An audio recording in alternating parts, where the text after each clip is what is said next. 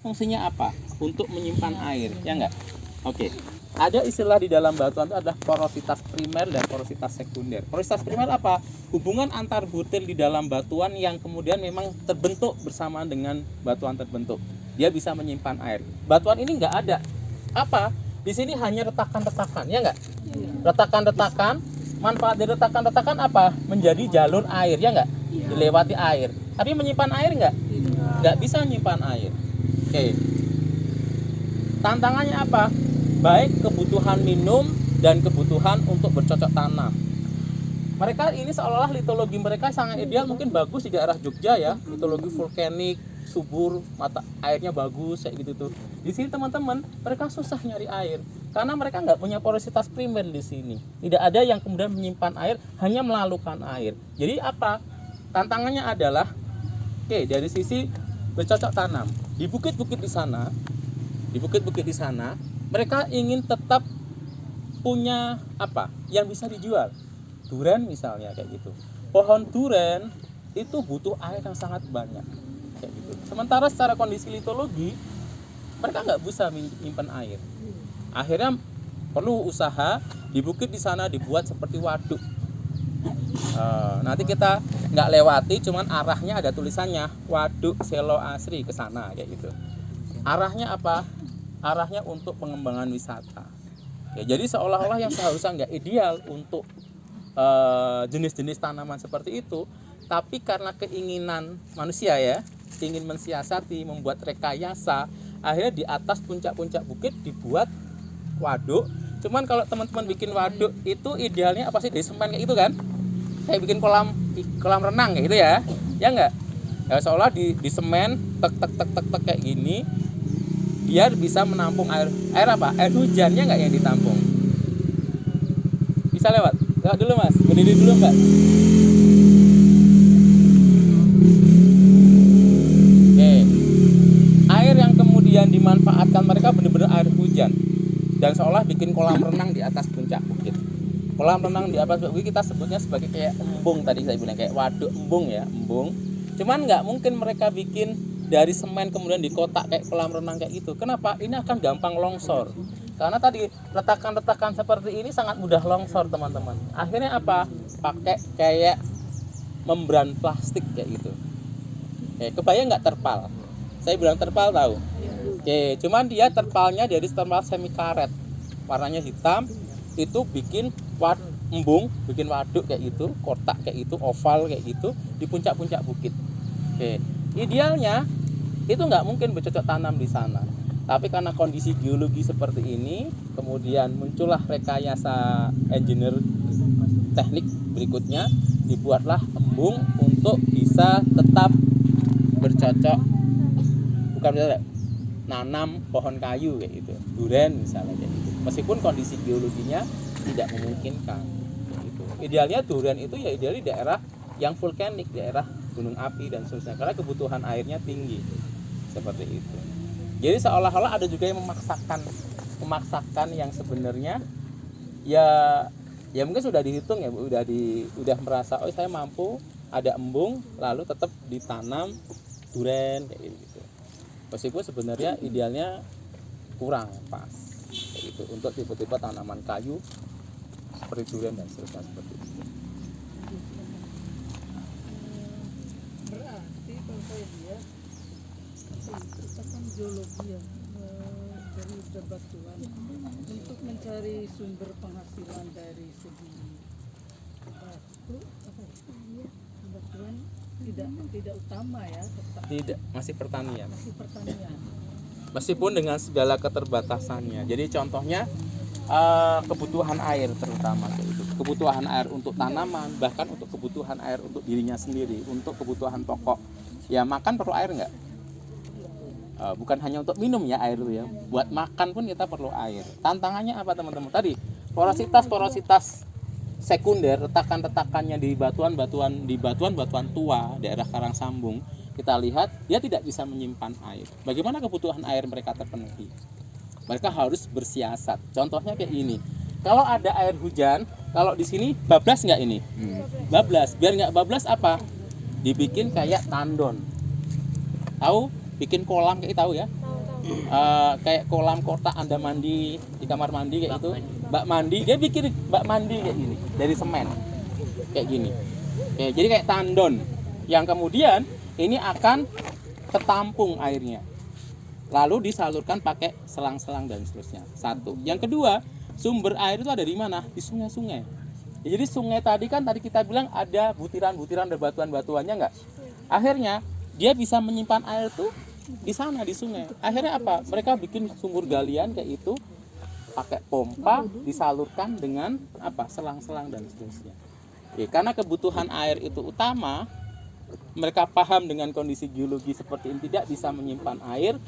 Akhirnya mereka berusaha untuk apa? Bertahan hidup dengan selang-selang. Nah, teman-teman bisa melihat langsung selang-selang yang kita lewat, selang itu ada di atas, ada di bawah dan seterusnya. Jakarta kayak gitu nggak kebutuhan airnya? Ada selang-selang di pinggir jalannya itu nggak? Enggak. Nah, ini teman-teman bisa melihat apa ini selang-selang apa ini? Selang-selang itu untuk apa? Untuk air. Mereka ngambil dari sungai-sungai yang kemudian disalurkan lewat pipa-pipa, lewat air dan sebagainya. Dan untuk tahun-tahun tertentu saat kemudian ini benar-benar tidak ada airnya, mau tidak mau BPBD dari Kabupaten Kebumen drop tangki-tangki air bersih kayak gitu. Saat untuk daerah-daerah yang benar-benar minus, tidak ada air.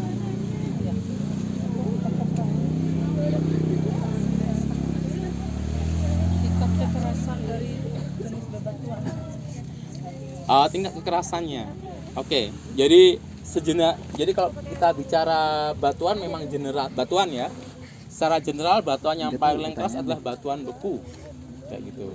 Asal tidak lapuk kayak gitu. Kalau dia sudah lapuk, batuan beku yang ikatan-ikatan kristalnya tadi kuat, ya udah tidak bisa. Oke, kalau secara batuan yang paling keras batuan beku. Kalau topografinya Minta ke presiden sini. Seperti apa Bu maksudnya? Minta. bergelombang apa miring? Oke, jadi tadi kita lihat teman-teman lihat itu bergelombang kayak gitu-gitu ya. Oke, jadi tadi itu aturanda. Kita lebih lihat lebih dekat ya. Kalau tadi kita dari jauh lihat jauh di sana, ini seolah-olah kita sekarang bersampingan melihatnya. Oke, itu adalah waturanda yang tadi kita bilang diendapkan di laut dalam, dia bergelombang, topografinya bergelombang kayak gitu. Kalau proses geomorfologi jenis prosesnya lakukan. Bisa. Bisa. Jadi proses eksogennya pelapukan. Kalau sedimentasi di sungai,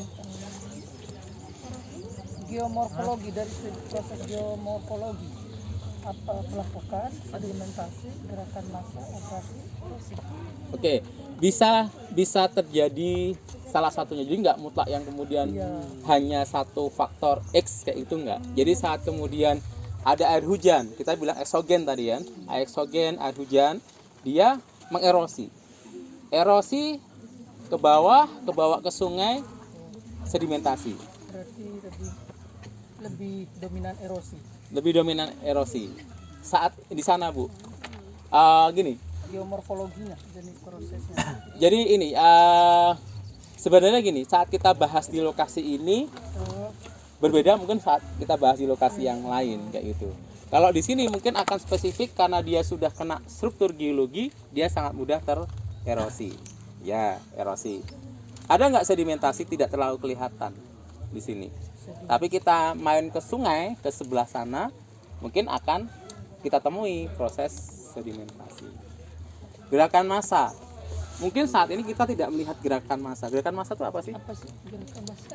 Apa gerakan massa? Rakyat gitu. Bukan. Oh, Gerakan massa. Gerakan massa itu saat kita punya batuan kayak gini, dia retak, ada hujan, dia longsor. massa berat, massa. Oke, gerakan massa. Ya. Rockfall atau landslide. Ya, kayak itu ya. Lihat nggak di sini kira-kira? Ada gerakan massa nggak di sini? Nggak kelihatan di sini. Ya, gitu.